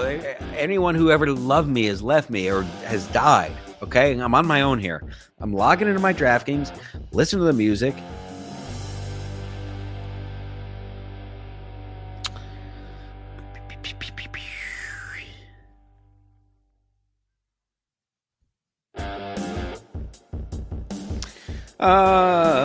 I'm going, folks. Super chat might hurrying me up.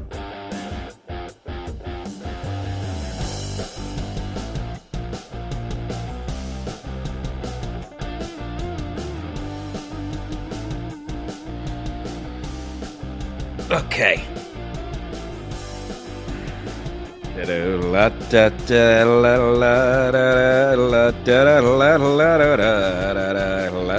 Boy, I got a lot of money tied up in bets tonight. Okay, folks, and by the way, I tweeted it. I know not all of you are losers like me who are on Twitter. Join. I'm gonna put this. Where do I do it? Remember, I'm gonna join our DraftKings betting group, folks. If you want to see my bets live, you can bet along. There's a live chat that you could say lots of different slurs. Let's see some of these people who are in the sports betting group. The Bowtie Bartender who's been a guest here. Tommy Seven Names, Mead, Julio.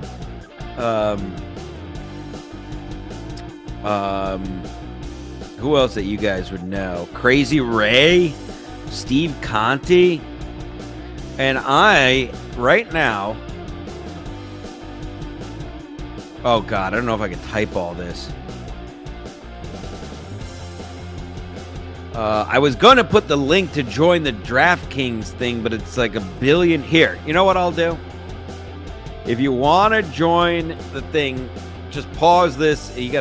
Or you could feel free to hit me up on any social media and I could send you the link, but that's it right there, that top one. Trying to get it in focus for you. Basically, what I'm saying is pause.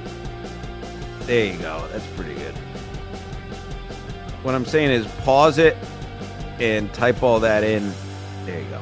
and then you could join the betting group and see all this live and get in the chat, and we can have fun. I don't get anything for this. I'm just saying it's fun. All right, let's take a look at my wins, though. Let's take a look at my wins. Hold on. Pause the music. We're not at the picks just yet. Let's take a look at some. Just last night, Karl-Anthony Towns, first point scorer, bet $1.17. Donovan Mitchell, bet $1, 1.6. Big one the other night, 3-pick parlay.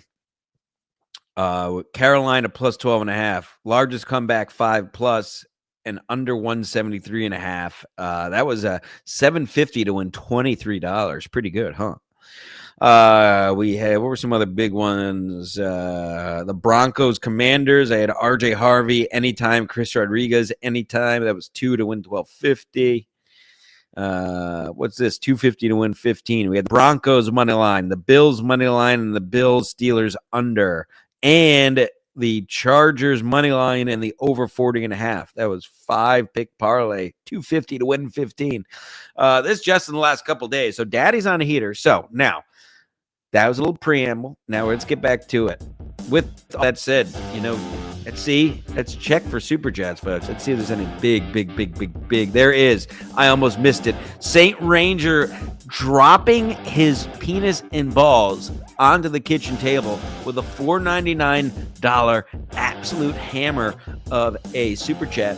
Howdy. Are you working these days? Are you in between jobs? Oh, I'm working, baby. I am working my balls off. It is just, listen, buddy. Listen, St. Ranger. I know Marin County ain't cheap up there north of the Golden Gate. I love that area. Very expensive. But Fairfield County here in the tri-state, about literally as expensive as it gets. Pull it up. Pimpin' ain't easy out here. But you know what? Thank you, St. Ranger. And hello to Pam, of course. God bless. I was just using your blanket the other day. True. And I still have the knife you sent me in my glove box, so I can use it when I go into a rage and eventually murder someone. Thank you, St. Ranger. We'll leave that up for a second because you have class. All right. We're going to do the picks, folks. Here we go. Ready? Week 15 of the NFL. Turn it up one more time for me while I get it up.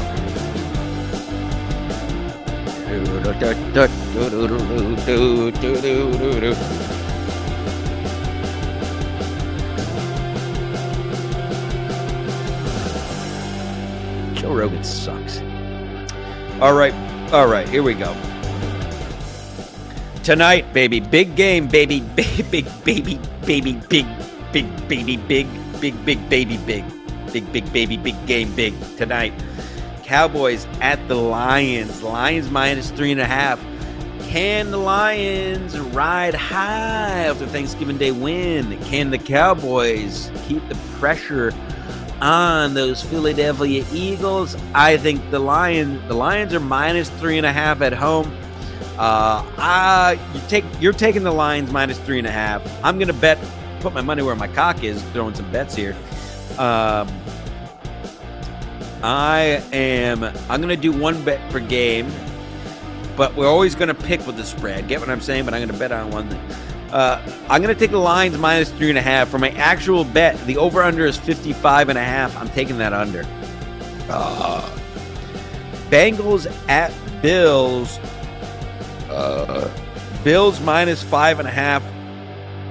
It's going to be frigid. It is in Orchard Park with the shittiest fans in the NFL in Buffalo. It is going to be frigid. As I said at the top, it's supposed to get down to 14 here in Connecticut tonight. Buffalo by Sunday, they're saying this is a 2-week polar vortex. I guess it's a polar vortex. Did the polar vortex tell Pat Dixon that Felicia said? Shut the fuck up. My point is, it's going to be frigid. The over-under is 53. Bang that under, but you're also going to I'm taking the Bengals plus the 5.5. I think it's going to be a close game. I think Burrow is back. I think they are peaking at the right time, frankly.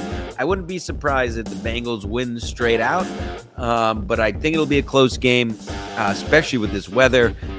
Just like the Chiefs, although the Bills have looked better of late. What am I, Sam Morril? The Chiefs have looked better of late. The Chiefs have looked. The Bills have looked better of late, but something is still off there. I don't totally trust them. Give me the Bengals plus the 5.5 in Orchard Park on Sunday. Frigid game. Keep that in mind. The Seahawks tied for the division lead at the Falcons. The Seahawks are -7. The Falcons fucking suck. Fuck and suck. Yeah, obviously give me the Seahawks minus the 7 there. And let's move on. Saints and the Bucks. Bucks minus 8.5. Saints may be the worst team in the league. Give me the Bucks minus the 8.5, folks. And let's move the fuck on. Over under there is 41.5. We're gonna bang that over. Bucks may score 45 points on their own against the Saints defense. Here you go, folks. Let me take a quick look because I might name this the game of the week. We got a few candidates. We actually got some. We got some good games this week. This is right up there. For me, this is the game of the week, and it's at 1 o'clock on Sunday. I'm not even going to fucking see it because of this goddamn work holiday party. Thank you, St. Ranger. Somebody else in the super chat, for the love of God, this is the best sports show on the fucking planet. The Steelers at Baltimore. Again, Baltimore obviously a bit more south, but it's going to be fucking cold, folks. Baltimore minus 5.5. Steelers haven't looked great. Like I talked about earlier, you have to be an idiot to want to fire Tomlin, but they're calling for it. It's not going to happen. Don't get me wrong. But my point is, the Steelers aren't in a great place. Now, this is the advantage of an hour in Rodgers. I don't know why I have a fucking list today. I think I need to eat something. This is the advantage. These dips and lulls. Steelers are getting 5.5 on the road. That's a tough line. I'm going to take the Steelers plus the 5.5. I'm not overly confident. I'm only taking them because I think it'll be a close game. So if it's a field goal game either way, the 5.5 covers that. So give me the Steelers plus the 5.5. The over-under is only 42.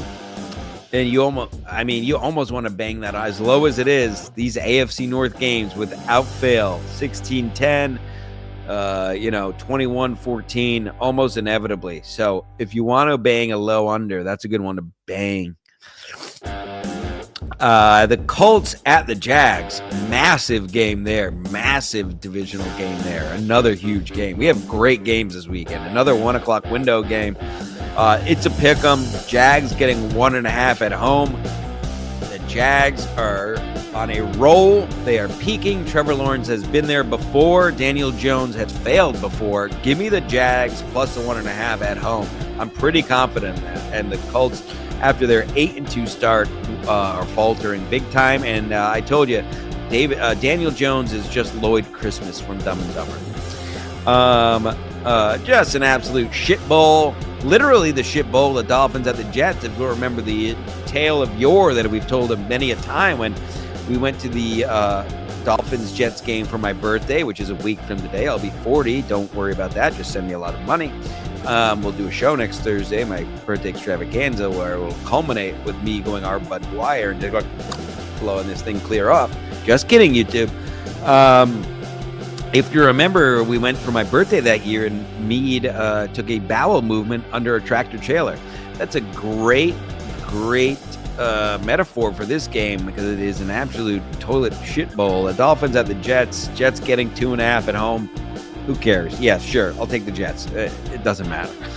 Talk about doesn't matter. Titans at the Browns. Brown is minus 4.5. Don't care. They're at home. Over under there is only 33. It's going to be frigid there as well. Wow, that's a very low under for an NFL game. Give me the Browns are minus 4.5. Yeah, sure, fine. Give me the Browns. Who gives a shit? Another who gives a shit. So the good games are great, and the rest of the games are absolute shit. Commanders at the Vikings, doesn't matter. It's a pick 'em. Vikings are home. Give me the Vikings. Move on. Broncos at the Raiders. Broncos minus 7.5. The Raiders have looked shit all year. Can they play spoiler, though, to their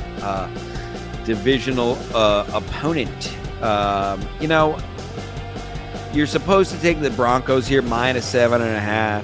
The over-under is only 40.5, by the way.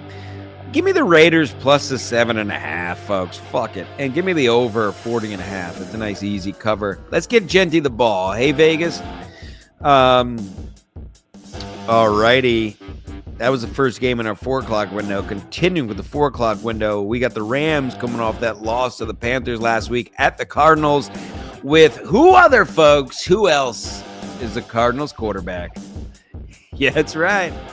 It's Kyler Fetal Alcohol Syndrome Murray. Wouldn't you know it? And he's back under center. Actually, don't even know because I don't care. But if you didn't know, if you don't watch, if you're not a regular watcher of the show, Kyler Murray's mother took to drink and drug while he was in utero, and subsequently, Kyler Murray was born with eyes on either side of his head, like a hammerhead, like the hammerhead that I have tattooed on my leg, on my big leg. And I also, look at the new tattoo, folks. Can you even see it? How about that? Can you see it? It doesn't matter. Nothing matters, really.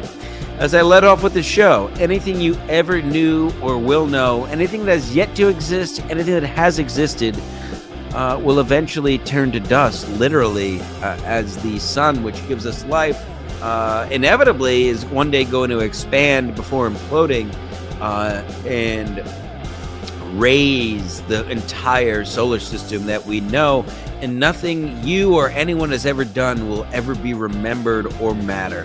But anyway, the next game is, so send a super chat, please. Your money doesn't matter. Just give it to me. Who cares? Oh, wait, I was still talking about fetal alcohol syndrome. Rams -8.5. Let's move on. Huge game. Massive game. This is a game, if you're an NFC guy, this might be your game of the week. Bears at the Packers, folks. All of a sudden, these guys are tied for their conference. For their division. Packers favored by 6.5. They're at home. These are both cold weather teams. Hey, what's the weather out there, huh? Listen, I'm going to say this right now. It's going to be frigid again. The polar vortex taking over the whole country, folks. The over-under there is 44.5. That might be a nice game to bang that under. We could have a 16-10, 21-10 type of affair this week. And this is, mind you, this is the 4:30 game, 4:25 game. So it'll be dark before halftime, and those temperatures are going to plummet.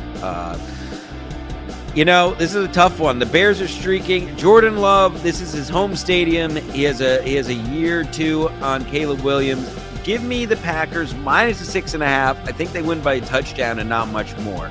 But that is a tough game. But that is a great game to watch. It's going to be a fun one. Frigid December, Bears, Packers in Lambeau. This is what the NFL is all about, and this is what college football will never be.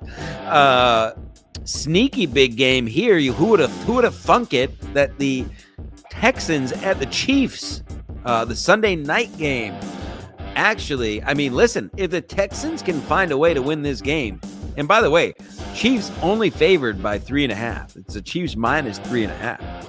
If Texans can win this game, they basically slam the door on the Chiefs season. So if you're a Chief or Taylor Swift or Kelsey hater, that alone may be worth a watch. I have my company's Christmas party that day.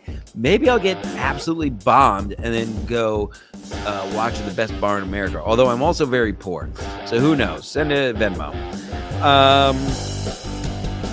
You gotta believe the Chiefs, Pat Mahomes, Andy Reid, and so on. Chris Jones. You gotta believe that the Chiefs can pull this out. If they don't, I'll be surprised. Give me the Chiefs -3.5. I don't think, frankly, the Texans are that good. Kansas City, again, is going to be frigid. You know the rules. If it's a super chat, it's read immediately. And St. Ranger is putting up fucking numbers this week. St. Ranger, one more question. If someone offered you to pay for plane fare, round trip, and $300 a day to move books and stuff out of a house, would you take the gig? I'd be interested. And I'm not doing a bit. I would seriously be interested, St. Ranger, if that person is you. Offered you to pay for your plane fare. Now here, this is why you super chat, because this is interesting stuff. My only thing is, where would I stay?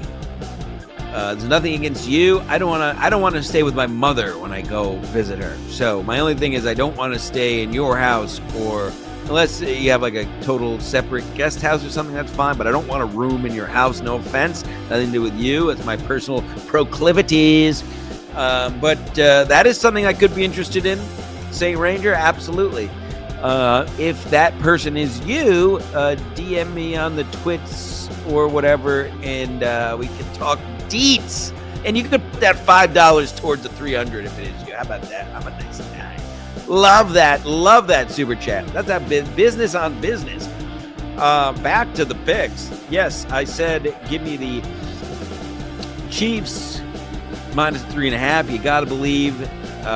Listen, I will, like I said, I'll be very surprised if the Chiefs season ends this Sunday night, but all the more reason to watch.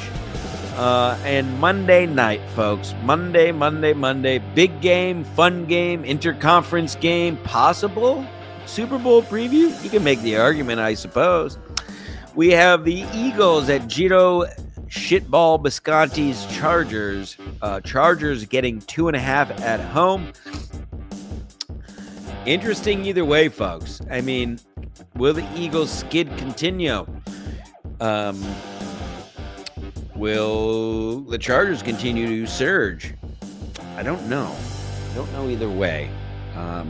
But I'm taking it's basically a pick 'em. It's 2.5. I don't love it. I'm not confident in this one. Feel free to fade me on this, but I'm going to take the Chargers at home on a Monday night.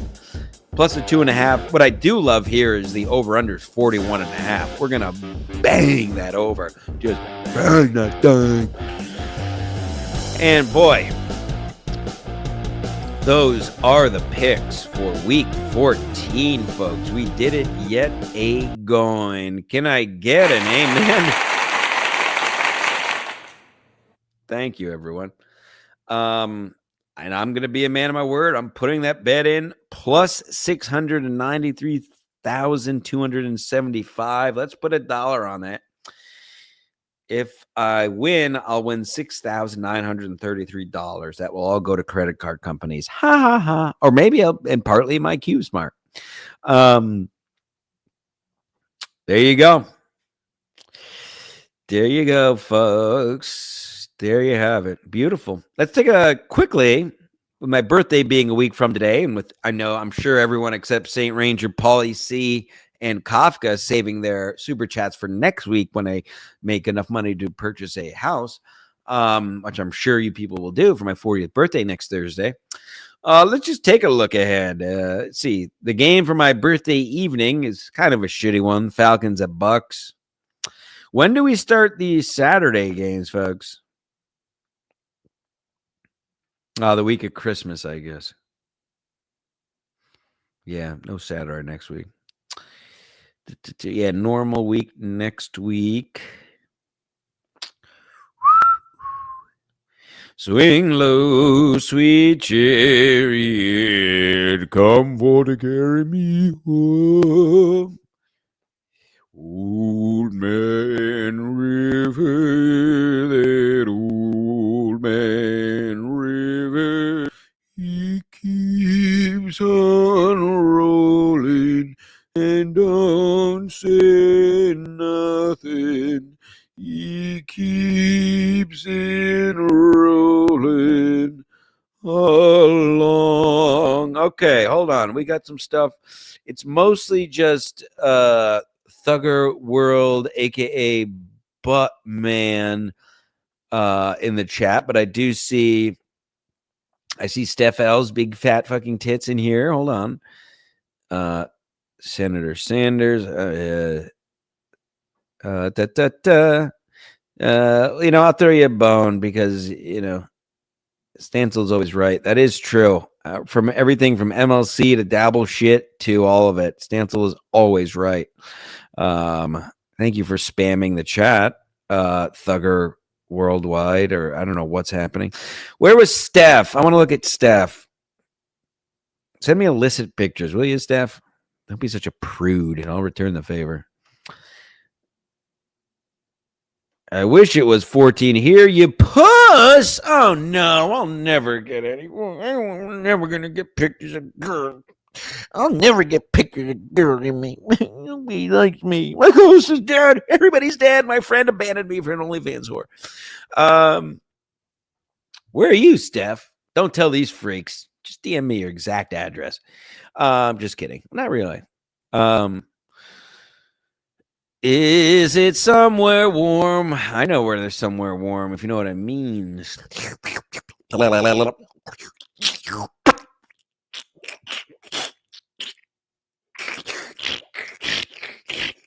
I'm gonna make that noise, baby. Ew. Billy Tardy. Billy Tardy, are you coming to my real life birthday? Well, my real birthday, of course, is next Thursday, but the party is next Saturday. Steph, get on a flight. If you miss the top of the show, we'll do a little recap. If you miss the top of the show, hold on, Billy, we'll get to your fucking comment. If you come to my birthday, the best bar in America, next Saturday night, 85 Woodside Street, Stamford, Connecticut, Casey's Bar and Tavern, the best bar in America. If you come, mention episode Sports Mask 138, I will sign this hoodie and mail it to you afterwards. And if you're Steph, I'll make white into it as well if you want. And then you could probably drain it into your throbbing gash and make a child out of it. I'm sorry. I don't know why I'm talking like this, but that is true. Billy, are you coming to the party next Saturday night, please? Billy says, Pat's winning it all. They need a big loss before the postseason, possibly to Baltimore, but any loss is a good loss for the Pats. Well, that's a retarded thing to say, Billy, but noted anyway. Steph L, Vikings, that's a bad choice being how shitty they are. They are very shitty. JJ McCarthy stinks. That coach needs to be fired. They have weapons there, just a mess of an organization. Not as bad as the Jets, but only time I cheer for the Bears. I guess she wants the Packers to lose. And then it's back to Devon Williams, explain. I'm sorry, Chauncey. Did this just come over the wire? What happened with the... Oh, do you want to hear I did put in a parlay for tonight. Devon, what did something happen? Let me Google. I have ESPN on right here. Oh my God, I'm at 2 hours. Wow, I'm good at this. I don't even try. I don't even do this for a living. Oh, Devin Williams to the Mets. Yeah, listen, whatever. The Mets also got rid of Nimmo. I think I touched on that last week. You know, whatever. Hey, good. We had no bullpen. We also had no starting pitching now. So he's not a starter, is he? Shows you how much I know. I saw him say something about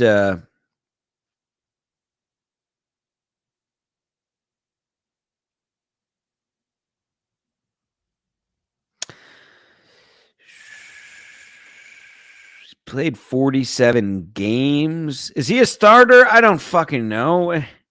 86 saves. Oh, he's a closer? So he's a relief pitcher. NL Rookie of the Year? The hell is this guy? I don't remember that. It's 2020 Rookie of the Year. Okay, yeah, I like it. Why not? Thank you, Chauncey, for the heads up there. This was a football heavy show, although we did cover nonsense at the top. If you missed the top of the show, you're going to want to rewind it because just like the end of the show, I lose my mind. Yeah, I like it. I love it. Yankees to Mets too. It's always fun sticking it to those mouth breathing losers in the Bronx. So, thank you. I appreciate the couple bucks too. That's how you got it answered, just so you know. You also get it answered by being hot like Steph. Whoa, fly me out. My birthday's this month too. I'm not kidding, Steph. I have so much spirit points I have to use before they go bankrupt. There's my card right there. If you think I'm kidding, in my Apple Pay. I have so many spirit points because I signed up for that credit card when I was drunk on a flight back from Belize during the lockdown, where I traveled with my fake vax card because I never got the vaccine because I think for myself and I'm not a fucking sheep. Yes. Anyway, my point is, where are you? You're in the Midwest, Steph. Get those fat tits out here. DM me for details. Maybe I'll fly you Spirit. How about that? I'll spare no expense. Exit row of Spirit is basically first class. Okay. And there you have it, folks. My God, Go out into the world. Thank you to all. Thank you to Chauncey and Paulie C and Kafka and St. Ranger for the shekels. I expect everyone to be on your best behavior next Thursday for my birthday, 40th birthday spectacular. I'll take my shirt off. I'll expose myself. I'll show you my balls for the right price. You too, Steph. But thank you all for support. Like I said, on the Patreon right now, just uploaded before we started, me and Hack Jokerson, 2 hours, Grand Central. Hack Jokerson, MLC legend, ex-Canine cop. I go up to people. I talk to police officers. That's why I pulled it off. It was for members only on the YouTube. Now it's for Patreon only. Patreon.com, Ski Mask Media. $3 measly shitty dollars. Support a boy with no friends or family. Please.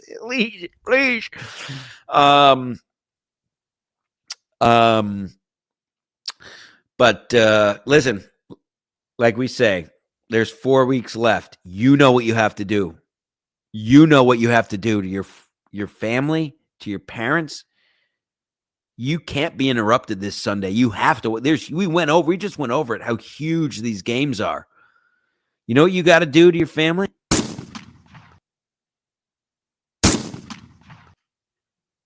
How is that a gunshot? That sucks.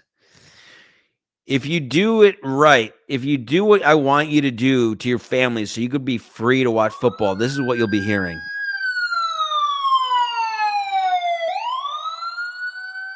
And maybe a little of this.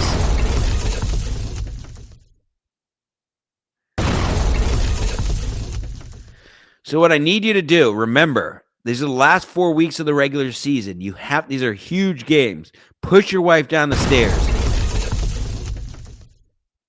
Throw your kids into a garbage chute. Put your parents into a nursing home.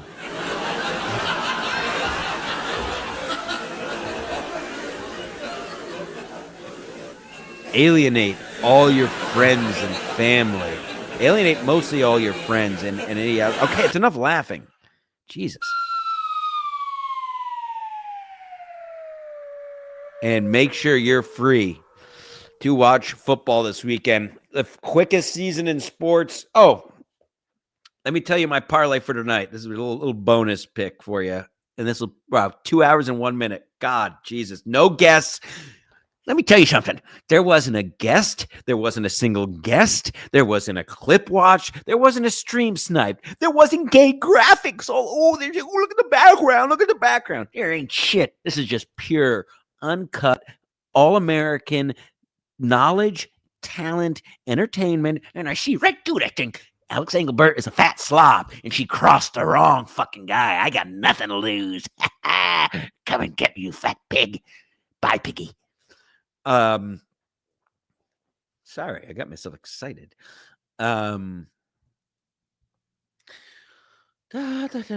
Okay, here's my parlay for this evening. Well, I got a couple football. Here's my main parlay. Let's put it that way. It's a 5-picker. Oh, I have a lot of money on the table. Let's see how much money I have on the table tonight. Is there across all sports? 5, 8, 11, 15, 17, 20, 22,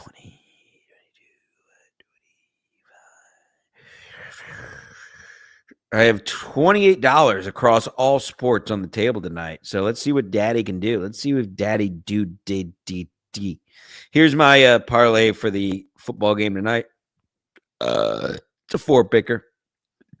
I got the Lions money line.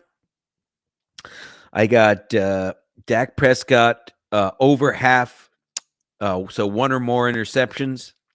I got a CeeDee Lamb anytime TD, and I got over 47.5. I got $3 to win a whopping $22.50. So if you want to bet along, do that. Rewind it. If you want the betting group link, you can rewind it and pause and join the betting group, or just DM me and I'll get it to you. Other than that, as I was starting to say, make sure you tell everyone what you saw here today. The greatest sports podcast on the planet. Thank you, everyone who watched live. Thank you to everyone who's watched later. I hope this box spring was delivered. I had to put it all together. And then I'm going to go push my family down a flight of stairs so I can watch football tonight. Okay.